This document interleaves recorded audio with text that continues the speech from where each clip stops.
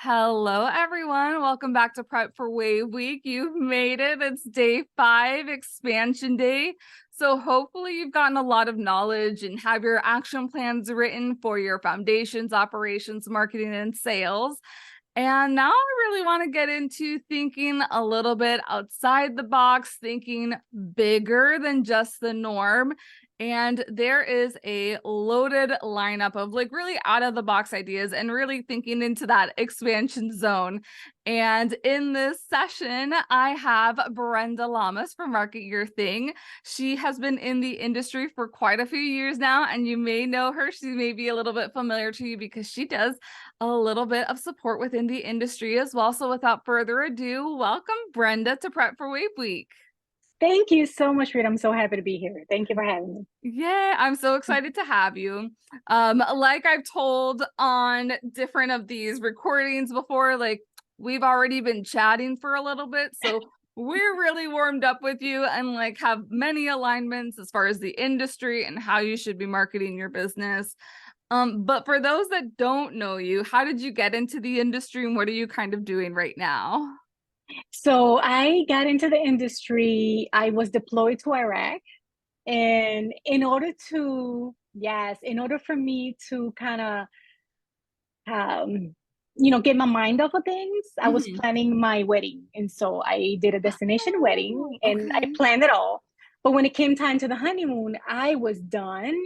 Not to mention that the stress level had gone up at work. And so I Mhm. was like, you know what? If I can just find a travel agent, I will just gladly give them my money, let them plan it for me. Uh-huh. Well, I went into the bridal boards and people started referring to travel agents, and I didn't get not one call back from any of those agents. No I way. don't know. Yeah, I don't know if it was because I was, 8 hours. It was a time difference of 8 hours. I Okay. was overseas, even though I had the perks of working where I was working. I had a toll-free line, direct line to my dad. So they could have called me back for free, but Uh-huh. maybe they thought, oh, it's just a scam or something like that, right? So Mm. I ended up planning it. We had an amazing destination wedding to Vegas. We had a group of 11 people there that partied with us. And then we went to Fiji, which was my dream. I wanted to go to Fiji for my honeymoon. So we Uh-huh. did that. When I got back, I was like, you know what? I can do this. So I was like, I need a project for retirement. So I'm gonna open a travel agency. Yeah. And I have to laugh because I was so naive about it. I was like, oh, so how do I get started in travel? Mm-hmm. I could not find anything to explain to me how to get a course, how to, legitimately enter the industry. Yeah. And back then, there was Twitter, which was the last resort. And I remember tweeting, I was like, what does it take to get into the travel industry? Must you have a top secret clearance or something? That's Is that like funny. a guarded secret? And somebody replied to me and they say, call Corey Andrichuk. And I was like, Google the guy up. And he was a coach, a travel coach from Canada. And so here I am. So yeah, funny Wow. story. So the power of Twitter, right? Back then. Yeah. That But is crazy. yes. But then I also had a blog because I was planning my second wedding. I had a Encore bride blog that was, used to get a lot of traction. And Uh-huh. so, I was like, I needed something to keep me going besides work, of course, but I just needed a project. And so travel it was. And Mm-hmm. yeah, it took about a year. And I was telling you earlier, I launched, you know, in the nicest bridal show in town because I knew that I wanted to do honeymoons and destination weddings. Well, Mm-hmm. that's what I thought I wanted. And I launched in this beautiful bridal show, and I walked Uh-huh. away with zero leads, no appointments, nothing in the books. I was like, what went wrong here, right? Like, why did I do wrong? And so, yeah, I had to go back to that was a rude awakening. I had to go back Yeah. to the drawing board. Yeah. So if you were giving some advice to yourself at that point, what are the top 2 or 3 things that you were like, you didn't do this, you should have done this, you missed out on this? Oh, absolutely. one thing I did right is I did find a legit travel course. I interviewed host agencies. I love that part. And my Mm-hmm. coach helped me with that. I would have invested in marketing, like getting a really clear picture Mm-hmm. of who my bride was, because not every bride was my bride. You Right. know, I had this thought that I'll just go to a bridal show and I'll just book all the honeymoons, right? Yeah, no, Right. doesn't work that way. And so I wish I would have spent more money and time in my marketing as opposed to the cute things, the logos and the colors and the envelopes and the stationery and all these things that at the end of the day, right, didn't bring me anything. So Right. yeah. Right. Yeah. Yeah. That's sometimes I feel like those are the distractions that come in because everybody's talking about them and they're exciting and all that. But what you really need to go and do is talk to people and then talk to more people.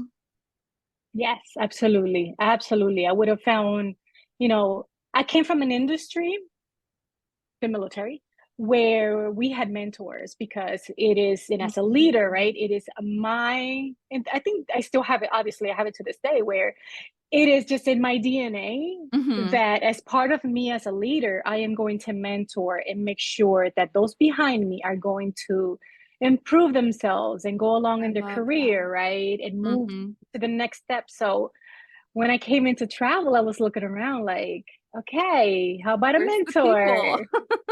Yeah, yeah, that didn't. So I had to learn that Mhm. things are a little different out here. Oh yeah, for sure. So how did you, I mean, I guess you got started in groups because you planned your own group. You you planned your own wedding, but when you were doing it professionally, and so how did you get into groups that way? And then I also want to get into the conversation too of doing groups and talking about groups differently. Okay, so believe it or not, when I sold travel, I thought I wanted to do destination weddings and honeymoons, right? Okay. Love doing honeymoons. I did upscale honeymoons when I finally got my marketing right. Um, my first honeymoon I remember was a $750 booking to the Ritz Carlton in Isla Verde, Puerto Rico. Nice. EP, right? I probably made like 25 bucks on that Uh-huh. booking. Uh, but once I developed my marketing strategy, 4 months later, I was booking $10,000, $7,000 honeymoons, Nice. $20,000 honeymoons, right? Because I was very intentional about what I wanted to do. Hmm. I I dabble in destination weddings, but I quickly realized that that was not my thing. No. Nah, that was just there is a special place in heaven for all the travel agents that deal with weddings, and more power to you. I am not that person. And so what I did is I regroup again, right? And I said, okay, I'll do elopements and honeymoon. So I did well with Fun. luxury. Yeah, oh, Okay. elopements were so much fun. And then the thing is that once I got one, I was getting one all the time. And I was like, I love this. It's something about, I don't know, maybe putting things out in the universe, your intent, setting your intentions. Mm-hmm. For some people it might sound a little woo, but I totally believe in it, right? You set your intentions and you know what kind of clients you want, and they really Mm-hmm. do show up, right? Uh, so fast forward, I ended up taking a hiatus from selling travel because I was pregnant, raising a small child. And when COVID hit, actually not COVID, I was doing retreats back in 2015. Mm-hmm. So I was still, showing strategy because it just came natural to me. What Mm-hmm. worked for me, I just started teaching others. But this is the conversation that changed everything for me when it comes to groups. I was talking to one of my good friends. She sold groups for a living. She's been doing this for 20 something years. And she tells me, Brenda, I'm just stressed out. I've been trying to chase down this leader of this group, and it's been 4 months. And I have 2 weeks for them to get their final deposit, or the group is not selling. Mm.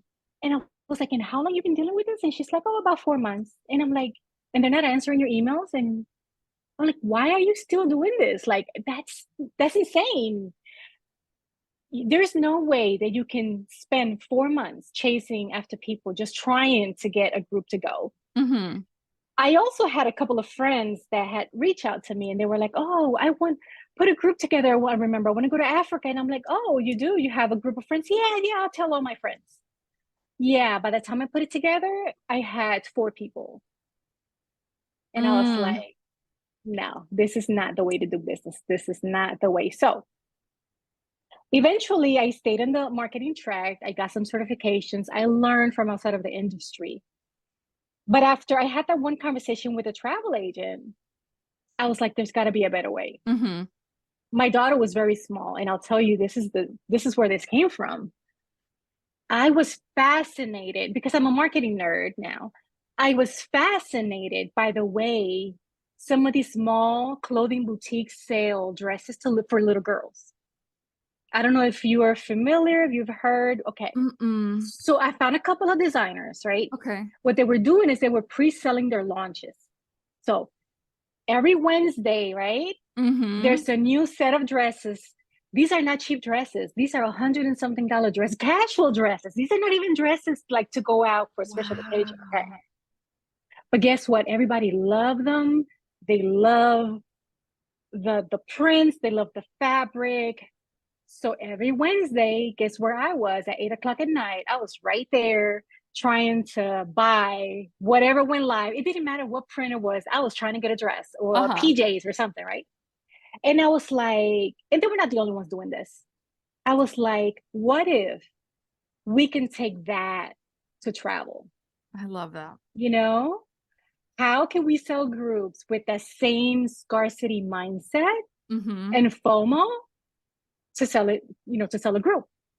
So I studied a couple of different launch strategies, but I also paid attention to what Apple does every time they release a new phone, Mm-hmm. what Nike does every time they release a new shoe. Kids will be in lined up for days just to get that new shoe, Right. right? So I flipped the system and I was like, we're going to do a pre-sale launch for groups, and that's how we're going to sell groups. And my goal is for travel agents to sell a group in 7 days or less. Now, Oh, wow. yes, it's an ambitious goal, but guess what? It has happened and it can be done, and it has been getting done. So I had one, I was telling you about one particular. I did the beta. I did like a group of 5 or 7 agents. And I'm like, you know Uh-huh. what? Let's try this out. You know, humor me, do the stuff that I'm telling you to do. So I developed 6 steps and I'll share them with you. Okay.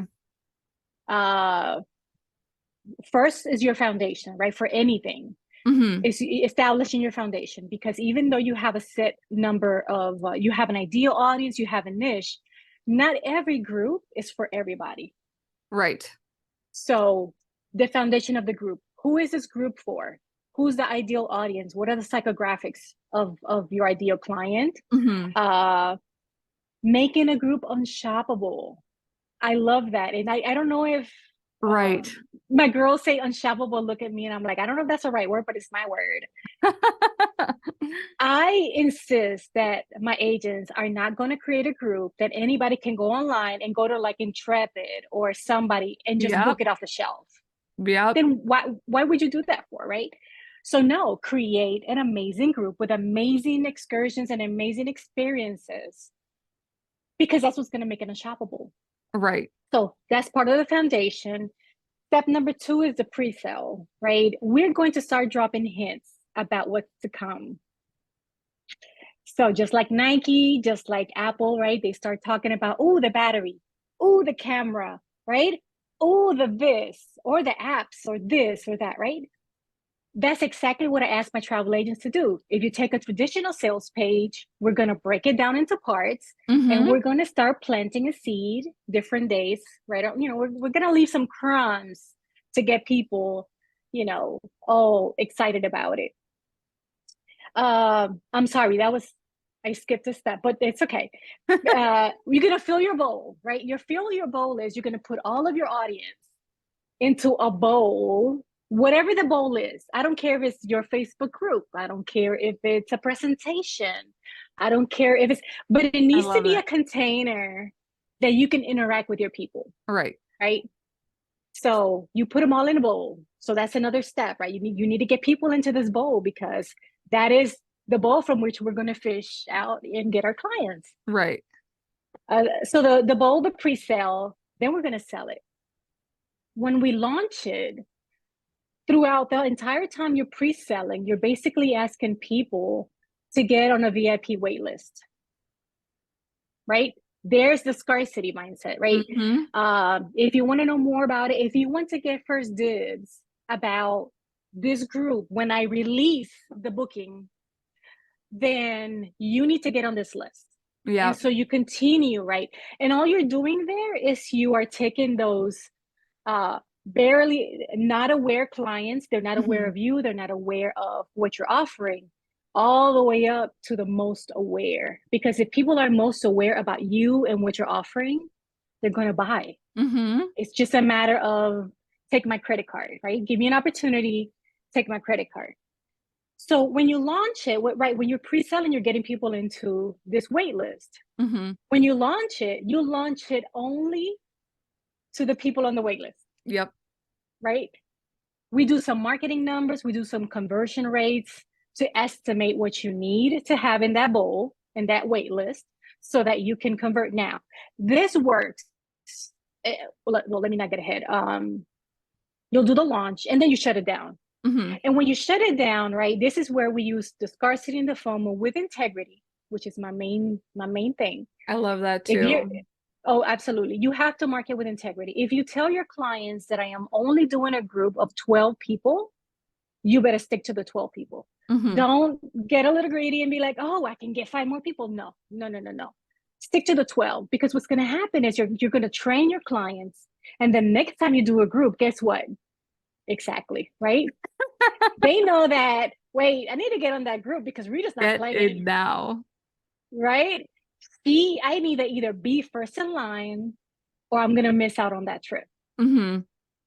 So you do that by number of packs. Now, granted, this strategy, I always tell my clients, this works for somebody that is getting started doing groups, Mm-hmm.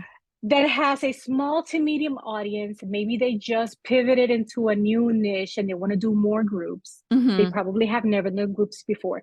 If you do this kind of launch 2 or 3 times, your clients will get trained to what you're offering, right? Right. And then you may or may not want to do it. If you do a group and you want to get 100 people, it will take a huge effort and a huge audience to sell it out in 7 Mm-hmm. days. But I am a huge advocate of quality versus quantity. Love that. So if you're going to create an experience for people that is unshoppable, that is Mm-hmm. luxurious, then you can't give them a mass market experience, right? So Mm-hmm.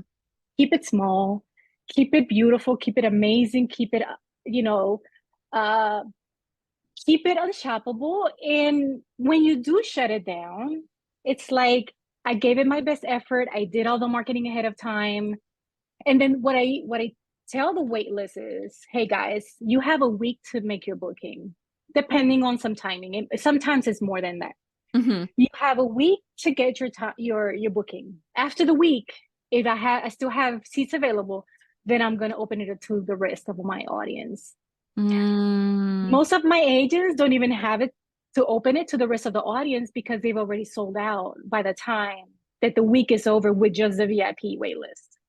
Wow. I'm like, there's so much to unpack in there. I know we don't have like time to unpack everything, Yes. but I think the first thing that kind of comes to mind was that a lot of people train about like you have to have groups, but nobody tells you the strategy. And this was like a mini master class, I feel, in like 5-10 minutes about what the strategy is, because just alone with your foundations, do you know who to target? Or you should know if you're doing the deep work. Like we were talking beforehand, we hate when people ask, like, where do you get clients? How should I promote my services? Because everybody is different. I've mentioned in one of the groups, if you're talking to a group of business owners versus a mommy group versus a group of financial advisors, that's 3 different messages because they all have 3 different needs, and you can strategize those groups in 3 different ways. So I love Well, how you say that with groups too. absolutely, Rita. And you know what? Let's go a little further. Let's take Mhm. the group of financial people, right? Mhm. Let's take the ones that have never been anywhere, that have never traveled. They're Mhm. probably lower on the scale. They're just starting to get a little corporate job, and they're starting to come up with a little bit of money. They probably heard travel agent from their moms or parents or grandparents, right? That Right. used to use travel agents, right? So now, as when you market, you have to market to them, but you also have to educate them, right? The message has to Right. be different. Mhm. But as opposed to a finance VP that has been in the industry for 20 years, he's making the money, right? He's got help. He knows what it Right. means to pay for services. He has a travel lady, right? He has a cleaning lady. He has somebody that takes care of his car. He has somebody that believes in paying in people for their Mhm. services and their expertise, right?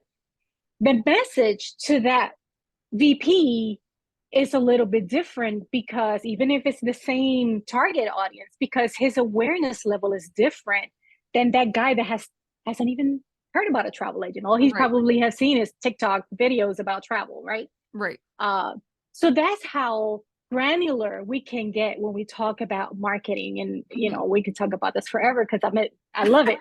Uh, because there's so many different aspects. And when I tell people you need to know who you're talking to, I feel like people roll their eyes at me because it's like, oh, not again, Right.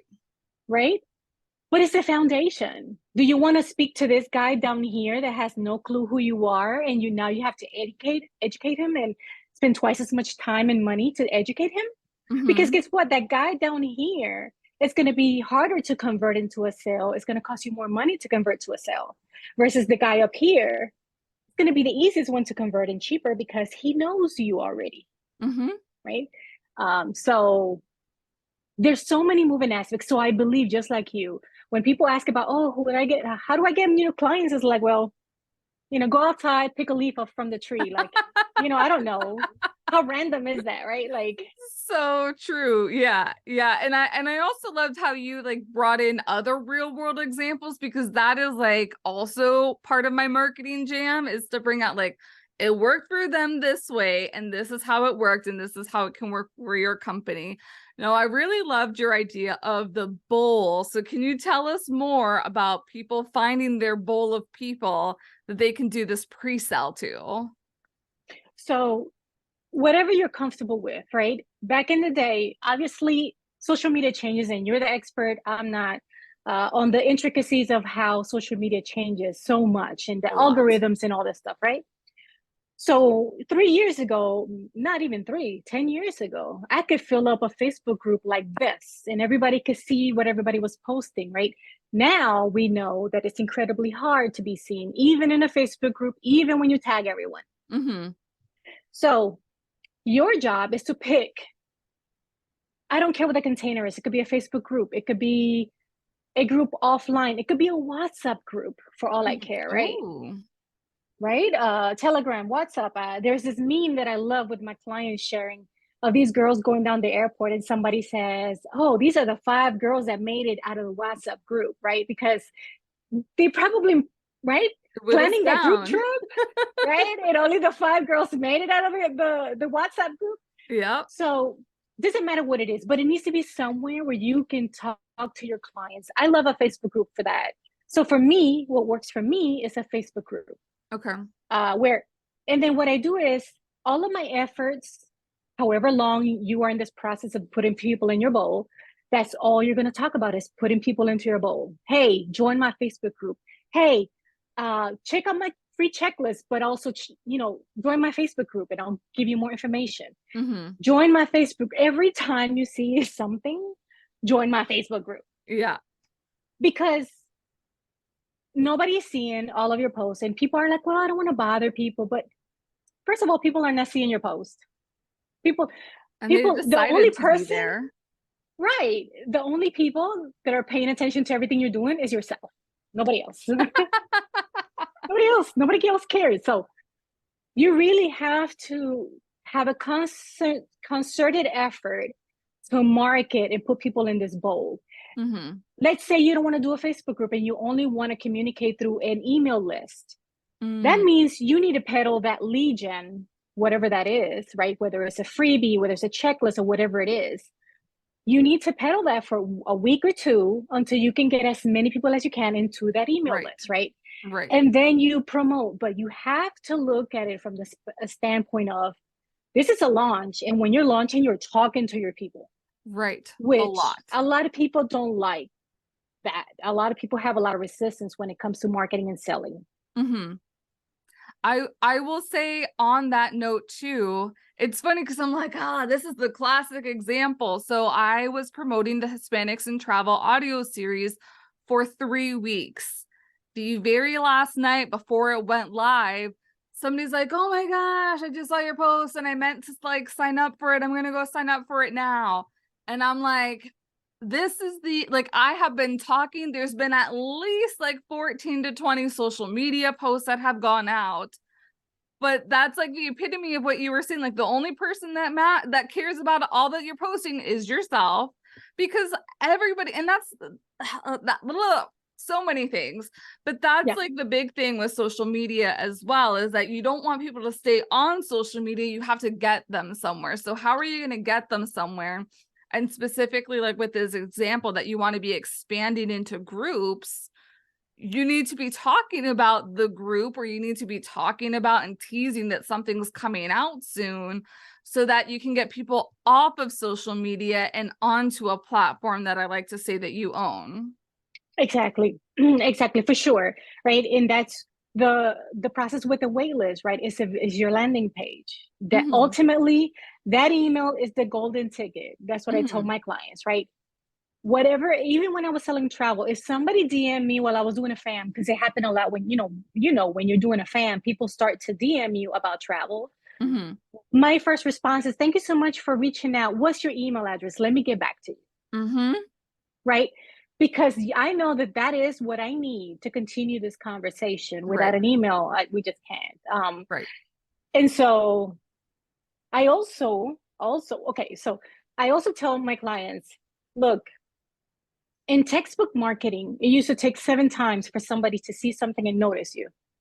Now we have social media and people are bombarded with information. Oh my gosh, yeah. Now it has to be even more than that. I would say at least a dozen times.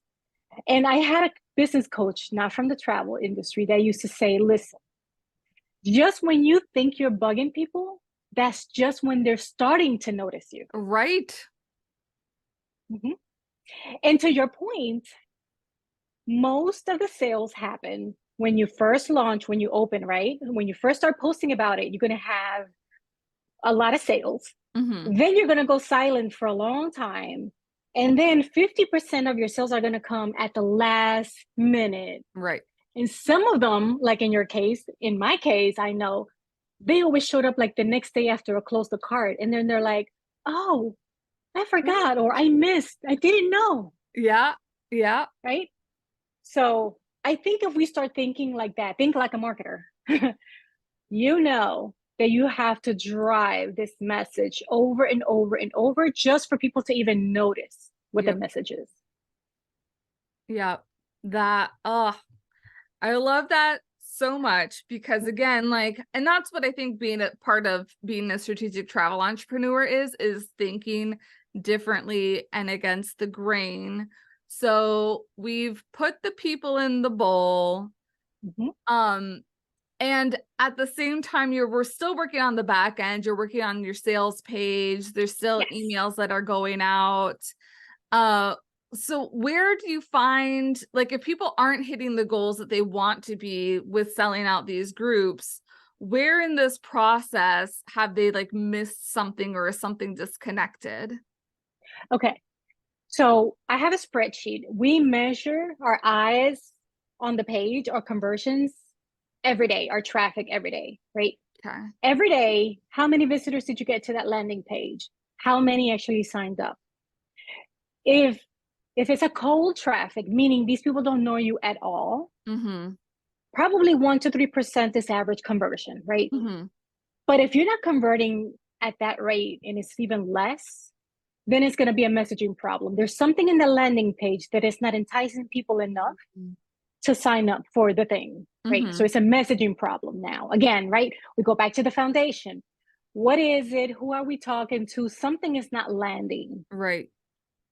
Now, if people are signing up, right, once they sign up and we see the conversions, and because we're tracking this every day for 7 to 10 days or however long, if people are signing up and then when we get ready to launch, we see a different conversion rate, then we know, Mhm. okay, then it's going to be in travel specifically. It's going to be either the dates or the deposit. I focus on those two things, dates and deposit. I don't Mhm. focus so much on the price of the trip. In fact, I don't like to see the price of the trip leading into my sales page because I feel like people can do mental accounting. Uh-huh. I have this weird, okay. So the reason why I tell my clients that on the booking page, right, while you're working on your booking page, always leave with a deposit first. Why? Because if you've already pre-sold the trip, people are just waiting on dates and price, Right. Right. right? Those At are the that point. two decisions, right? If I lead it with a deposit and I say the deposit is just $300 a person and the trip is $3,000 and the balance is due and whatever 12 months from, I don't know, 11, 9, 10 months from now, I just need to worry about today. I just need to worry about the $300 today. I'll worry. I will do the mental We'll figure accounting, it right? out. I'll figure out how to get the rest of my payment. I Right. know that I have 9, 10 months. No problem. I can make it happen. Right. All I need for somebody right now is to take a credit card and give me a deposit. I Right. need $300 today.